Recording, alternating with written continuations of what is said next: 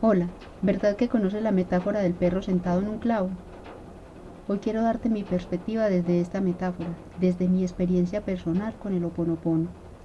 Para quienes no la recuerdan o no la conocen, les resumo que el perro estaba sentado en un clavo aullando y por alguna razón no se paraba de ahí ni aceptaba ayuda para hacerlo. Ya el perro se paró. ¿Y ahora qué?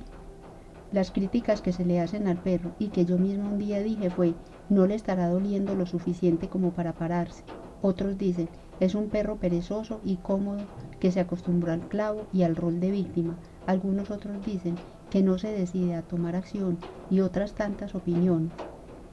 Hoy puedo decirte que la más equivocada era yo,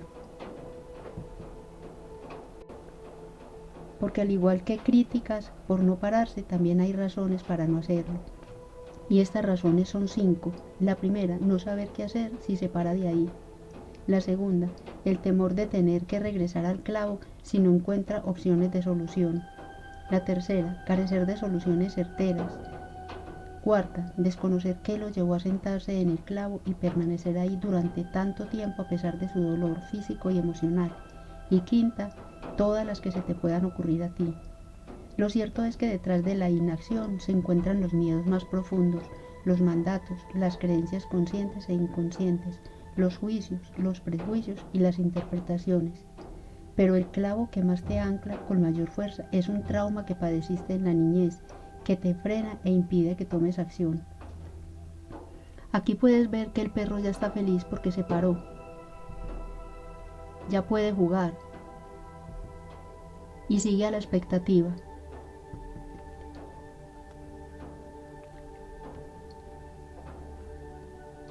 Desde la mirada del Ho'oponopono, esta situación es un motivo para trascenderlo. ¿Cómo así, María Amparo? Explícate. Yo fui ese perro, hasta hace muy poco tiempo. También estuve sentada en ese clavo por más de 56 años. Es más, hace poco que me paré, pues aunque trabajaba arduamente en mi mundo interior, había un clavo que no encontraba y me impedía avanzar hacia lo que yo quería.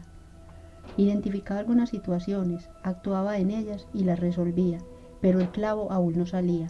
Por esto les dije que erróneamente yo creía que el perro no se paraba porque no le estaba doliendo lo suficiente.